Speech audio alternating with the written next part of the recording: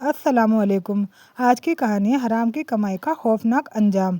Rice का नाम उसके अब्बू ने बहुत सोच समझ कर रखा था। वे चाहते थे कि बेटा इज्जत और ईमान में अमीर बने, मगर रईस दुनिया की चमक में उलझ गया। उसका कारोबार बढ़ रहा था, पैसा आ रहा था, शहर में पहचान बन रही थी, लेकिन उसके साथ ही उसका घमंड भी बढ़ रहा था। नमाज वक्त नहीं, रोज़ा काम बहुत है, ज़कात पहले खुद को संभाल लूँ फिर देखेंगे, वह कहता था। दिन दिल में होना चाहिए, हर वक्त मस्जिद में बैठना जरूरी नहीं।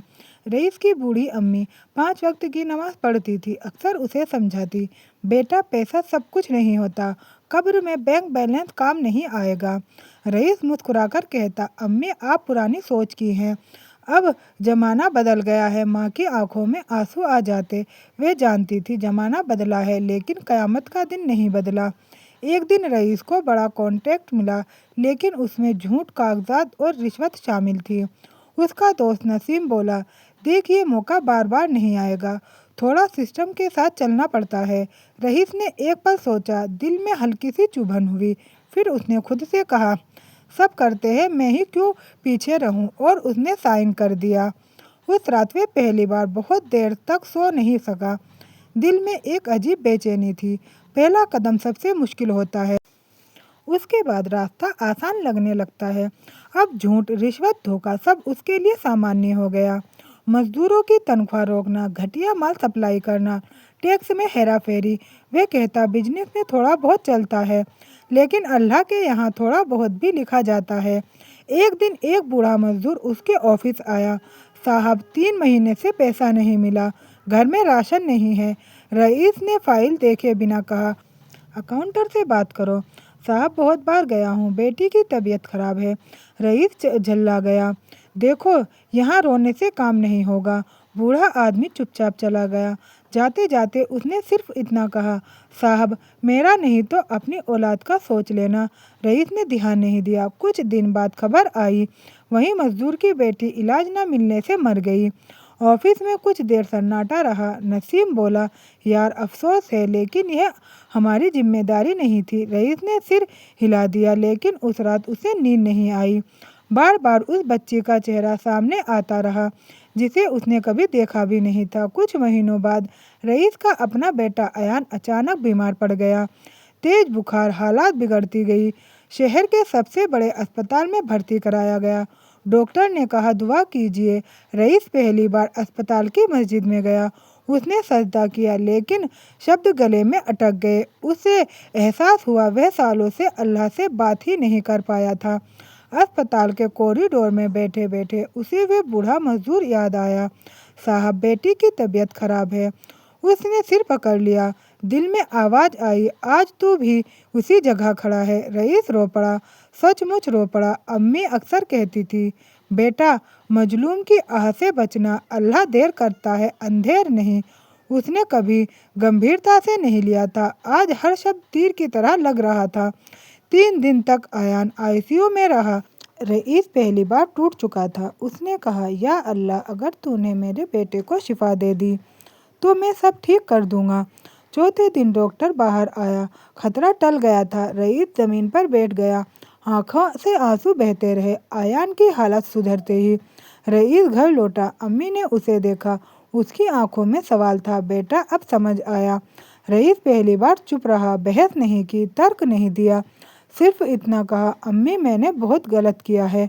ये वाकया आसान लगता है, लेकिन अपने अहंकार को तोड़ना, कहना बहुत मुश्किल होता है। अगले दिन ऑफिस में मीटिंग बुलाई।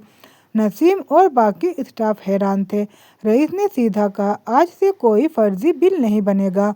मजदूरों की बकाया तनख्वाह तुरंत जारी होगी, और जो कॉन्ट्रैक्ट गलत तरीके से लिए गए हैं उनकी समीक्षा होगी।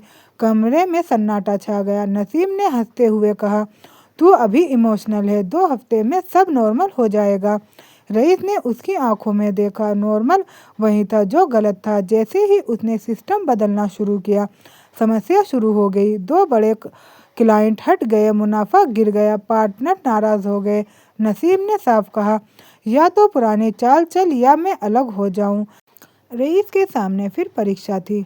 वे सोच सकता था, इतना नुकसान क्यों उठाऊं? अल्लाह दिल देखता है, इतना काफ़ी है। लेकिन यही धोखा है, दिल की सच्चाई कर्म से साबित होती है। रईस ने जवाब दिया, अगर अलग होना है तो हो जा।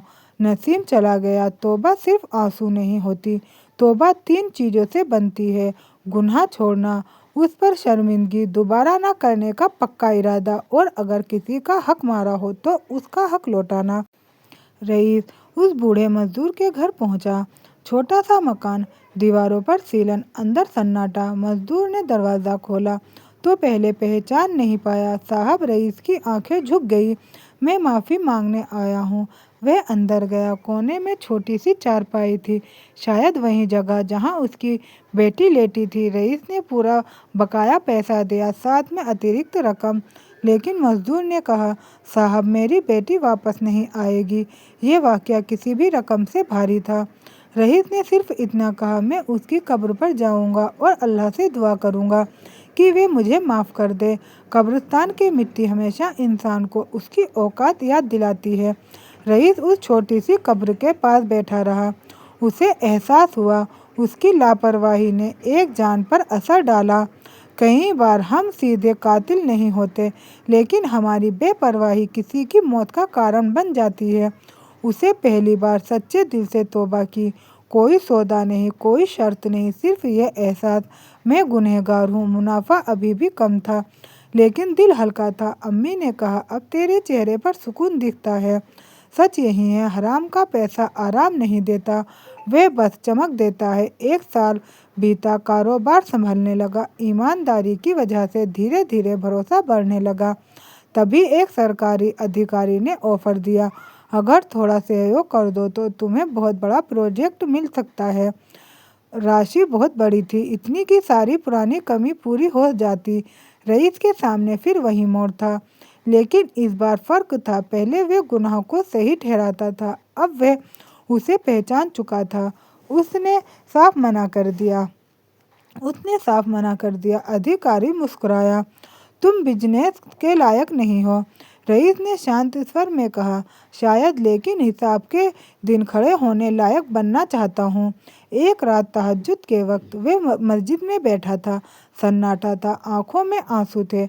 रईस ने महसूस किया, असल नेमत पैसा नहीं थी, असल नेमत मौका था, सुधार का, तौबा का, इंसान बनने का। कुछ समय बाद अम्मी बीमार पड़ी। आखिरी दिनों में उन्होंने रईस का हाथ पकड़ा और कहा, बेटा, याद रखना, अल्लाह की रहमत से कोई नहीं बचता, लेकिन उसकी पकड़ से सब बच सकते हैं अगर सच में लौट आए। कुछ ही दिनों बाद वे इस दुनिया से चली गई। रईस रोया, लेकिन इस बार पछतावे का नहीं, शुक्र का।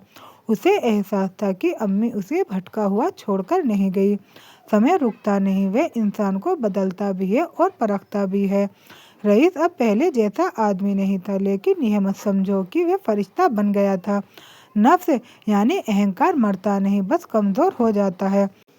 अगर उसे मौका मिले तो फिर सिर उठाता है। अयान अब किशोर हो चुका था, वह समझदार था, लेकिन उसने अपने पिता की 2 जिंदगियां देखी थी, एक पैसे और ताकत की, दूसरी सादगी और दीन की।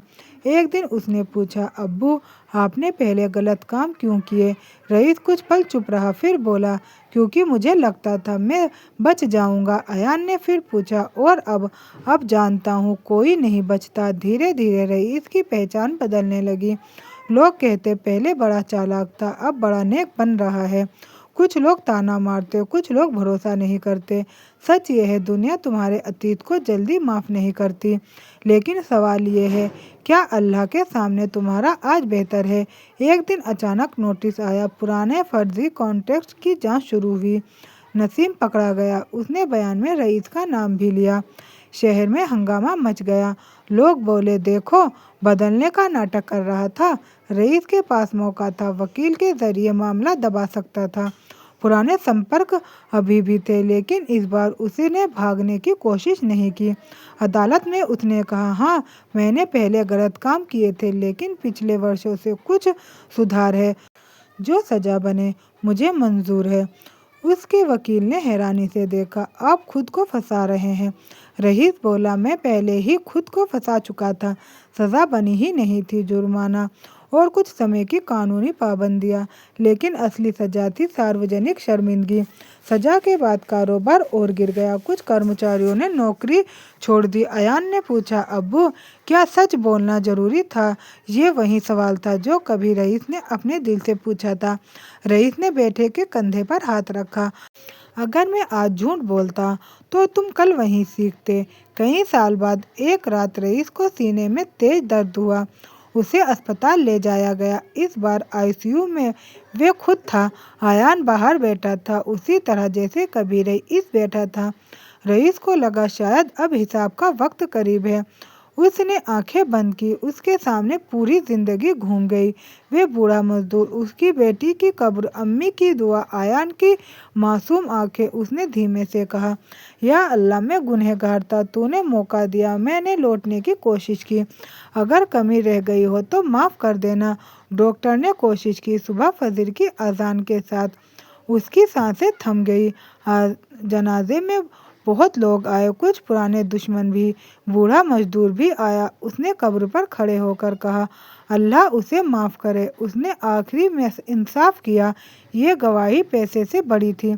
रईस की कहानी ये नहीं कहती कि गुनाह करो, बाद में तौबा कर लेना। नहीं, क्योंकि हर किसी को दूसरा मौका नहीं मिलता। हर अयान बचता नहीं। हर दिल को वही जगाने वाली रात नहीं मिलती। सबसे बड़ी इबरत यह है कि गुनाह छोटा समझकर शुरू होता है, आदत बनकर बढ़ता है, फिर इंसान को अंधा कर देता है, और जब तक इंसान जागे बहुत देर हो चुकी होती है। रईस खुशकिस्मत था। उसे चेतावनी मिली, उसे वक्त मिला, उसे समझ मिली। लेकिन सवाल यह है, क्या हर किसी को मिलेगी? अंतिम संदेश, मजलूम की आह से बचो, हराम की कमाई से बचो। माँ बाप की नसीहत को हल्की मत समझो, और सबसे बढ़कर तौबा को कल पर मत टालो, क्योंकि कौन जानता है तुम्हारी वह रात कब आए और सुबह मिले या नहीं।